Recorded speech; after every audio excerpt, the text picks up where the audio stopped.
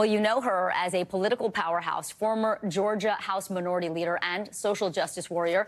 Stacey Abrams is also a children's book author. Her new children's book, Stacey Speaks Up, tells the story of how everyone, no matter how young, has the power to make a difference. It hits shelves today. That's a great cover. Stacey Abrams, great to have you here on Daily with me. Thank you for having me. So let's talk about this story. The premise here is a girl who discovers that some of her classmates can't afford to eat lunch at school. What happens from there?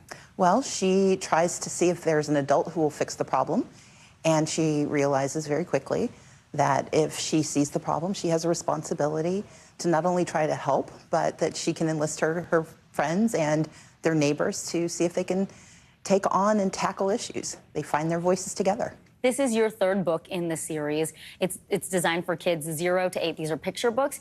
Tell me, what is the conversation that you want parents to have with their kids when they read these books? In each of the Stacey stories, there is a conversation about empathy and advocacy. How do you tackle the real-world challenges, a spelling bee that may not go the way you want it to, or shyness, or just being different?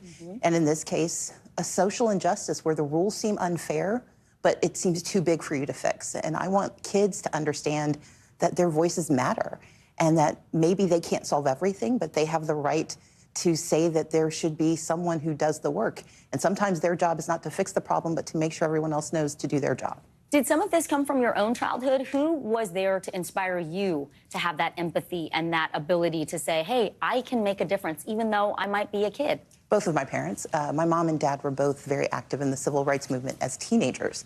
My dad was actually arrested when he was 14 for registering people to vote, black people to vote in Mississippi. But they raised us with the responsibility. You didn't just get to bemoan a problem. Your job was to try to think about how to solve it. And it was to make sure the adults in your world understood their responsibility, but that you were never too young to do something. Yeah. Well, we know you as a staunch voting rights advocate. We're in the middle, obviously, or towards the end, really, of a very heated election cycle. You know, talk to us about the different ways that we can talk to our children and make it age appropriate, but help them to understand the importance of voting and getting involved. Well, this is a perfect example. There are political leaders right now making choices about children and hunger, making decisions about whether to accept funding that is being provided to feed hungry children. Political leaders who can tackle the issue of food insecurity, which affects 1 in 5 children in America. And this is a moment where parents can say, the people we vote for, one of the reasons we're going to choose will be because they care about this issue and they are willing to say something about this issue. Yeah, I'm curious, you know, kids often want to know who you're going to vote for. And in our household with, you know, neighbors and when we do public jobs, how do you navigate that conversation? I'm kind of obvious about what I do. Right. But what I think is more important is to teach children the values to look for. Do you have someone who's willing to be honest, who's willing to tell you what the difficulties are, but then how they plan to attach them or tackle them? But most importantly, it's about just talking about how the dots connect. Sometimes we get divorced from politics because we see it as politicians and not about the people they're supposed to serve.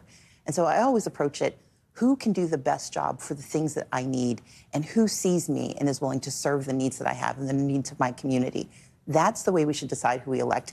But we also need to make certain we're not just paying attention to the big marquee races, but all the way down the ballot, because it's school boards, it's city council members who are making most of the decisions that affect our daily lives. Those local lawmakers, the people who are knocking on doors and whose flyers we're getting in our mailbox. That's a great place to start the conversation. Stacey Abrams, thank you so much. The book is called Stacey Speaks Up, the third in this series. Congratulations. Thanks for being here. Thanks for having me.